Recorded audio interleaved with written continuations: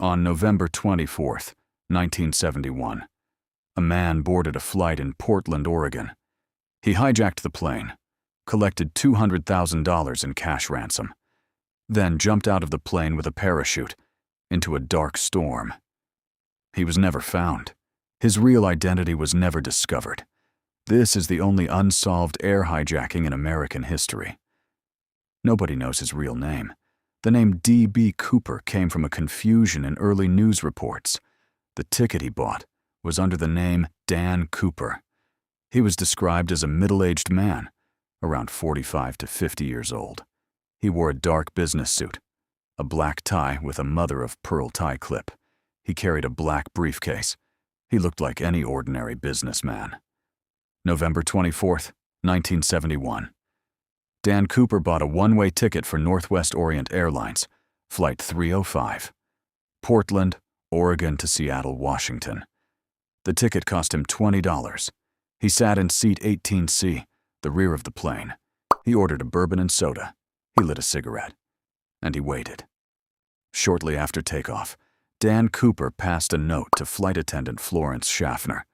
Florence assumed it was a phone number from a lonely businessman. She slipped it into her pocket unopened. Cooper leaned over and quietly said, "Miss, you had better look at that note." "I have a bomb." Florence opened the note. Her hands began to shake. Florence approached Cooper carefully. He opened his briefcase slightly and showed her the contents. Wires, red cylinders, a battery. It appeared to be a bomb. Cooper then stated his demands clearly. $200,000 in negotiable American currency. 4 parachutes, 2 primary, 2 reserve. A fuel truck standing by in Seattle to refuel the aircraft, and no tricks from law enforcement. The pilot immediately contacted Seattle Air Traffic Control. FBI and police were alerted instantly. The plane circled Seattle for 2 hours, while authorities scrambled to gather the money and parachutes. All 36 passengers on board had no idea what was happening. Cooper had instructed the crew to tell passengers there was a minor mechanical issue. Everyone remained calm, completely unaware. FBI quickly gathered $200,000 in cash. They used marked bills, photographing every single serial number before handing the money over. The bills were bundled into a bag. 4 parachutes were also delivered. Everything Cooper demanded was handed over exactly as he requested. The plane landed in Seattle briefly. The passengers and some crew were released. Then the plane took off again, with Cooper still on board.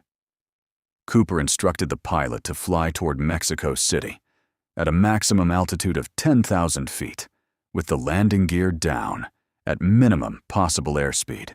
He wanted the plane flying low and slow. The pilot warned Cooper that flying to Mexico City without stopping was impossible with their fuel. Cooper agreed to a refueling stop in Reno, Nevada. The plane took off from Seattle into a dark, stormy night. At approximately 8:13 p.m., somewhere over the Cascade Mountains between Seattle and Reno, the crew felt a pressure change at the back of the aircraft. The rear stairs of the plane had been lowered from inside. Cooper had strapped the money bag to his body. He had put on one of the parachutes, and somewhere over the dark mountains, in a freezing storm, at night, he jumped. Military aircraft were scrambled immediately. They searched the entire jump zone through the night. Hundreds of FBI agents flooded the Cascade Mountains of Washington state. Ground teams searched for weeks, then months. Nobody found a single trace of Cooper. No parachute. No money bag. No footprints. No body. He had completely vanished into the dark forest below. FBI launched one of the largest investigations in American history. They interviewed thousands of people. They investigated hundreds of suspects. Every marked bill was tracked carefully. Banks across America were alerted to watch for the serial numbers.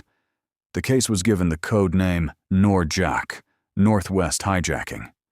It became the FBI's most famous and longest-running investigation. February 10, 1980, 9 years later.